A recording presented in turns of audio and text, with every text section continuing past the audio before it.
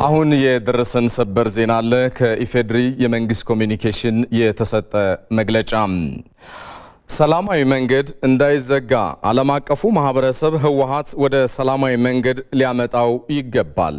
ያለ ጦርነት መኖር የማይችለው ህወሓት ለሰላም የተከፈቱትን በሮች ሁሉ እየዘጋቸው ነው። የመከላከያ ኃይላችን ይዞ በቆየባቸው ቦታዎች ላይ አሁንም ጥቃት እየፈጸመ ይገኛል። የመከላከያ ኃይላችን የመንግስትን የሰላም አማራጭ በመያዝ በጥንቃቄ በመከላከል ላይም ይገኛል። እስካሁን የኢትዮጵያ መንግስት ለሰላም ያደረጋቸው ጥረቶች እና የከፈላቸው ዋጋዎች ይታወቃሉ።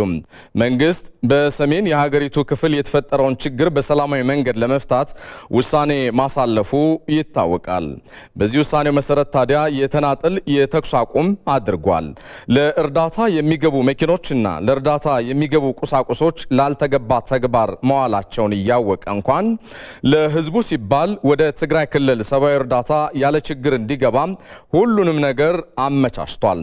የድርድር እቅዱንና ተደራዳሪዎችንም ይፋ አድርጓል። በማናቸውም ጊዜ ማንኛውም ቦታ በማንኛውም ጉዳዮች ለመነጋገር ዝግጁ መሆኑንም አስታውቋል። መንግስት ዓለም አቀፉ ማህበረሰብ አሁን በግልጽ እንደታየው ህወሓት ነዳጅ ዘራፊ ብቻ ሳይሆን ጠባጫሪ መሆኑን አውቆ ማውገዝ አለበት። ዓለም አቀፉ ማህበረሰብ ሁለቱ ወገኖች ከሚል ፍርደ ገምድል ጥሪ ተላቆ መንግስት ወደ ያዘው የሰላም አማራጭ ህወሓት እንዲመጣ ግፊት እንዲያደርግ አሁንም መንግስት ጥሪ ያደርጋል። ይህ ካልሆነና ህወሓት ጥቃቱን የሚቀጥል ከሆነ ግን መንግስት በህግ የተጣለበትን ግዴታ ለመወጣት ሲል ማንኛውንም እርምጃ ለመውሰድ የሚገደድ መሆኑን ያሳውቃል።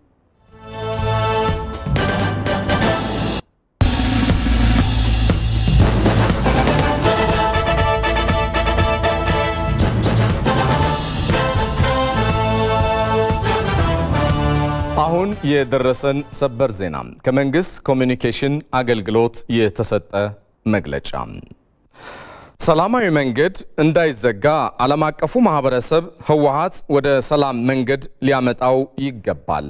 ያለ ጦርነት መኖር የማይችለው ህወሓት ለሰላም የተከፈቱትን በሮች ሁሉ እየዘጋቸው ነው። የመከላከያ ኃይላችን ይዞ በቆየባቸው ቦታዎች ላይ አሁንም ጥቃት እየፈጸመ ይገኛል። የመከላከያ ኃይላችን የመንግስትን የሰላም አማራጭ በመያዝ በጥንቃቄ በመከላከል ላይም ነው። እስካሁን የኢትዮጵያ መንግስት ለሰላም ያደረጋቸው ጥረቶችና የከፈላቸው ዋጋዎች ይታወቃሉ። መንግስት በሰሜኑ የሀገሪቱ ክፍል የተፈጠረውን ችግር በሰላማዊ መንገድ ለመፍታት ውሳኔ ማሳለፉ ይታወቃል። በዚህ ውሳኔው መሰረት የተናጠል የተኩስ አቁም አድርጓል።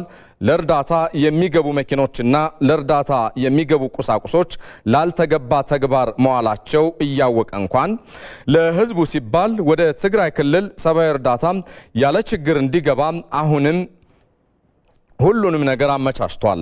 የድርድር እቅዱና ተደራዳሪዎችንም ይፋ አድርጓል። በማናቸውም ጊዜ በማንኛውም ቦታ በማናቸውም ጉዳዮች ለመነጋገር ዝግጁ መሆኑንም አሳውቋል።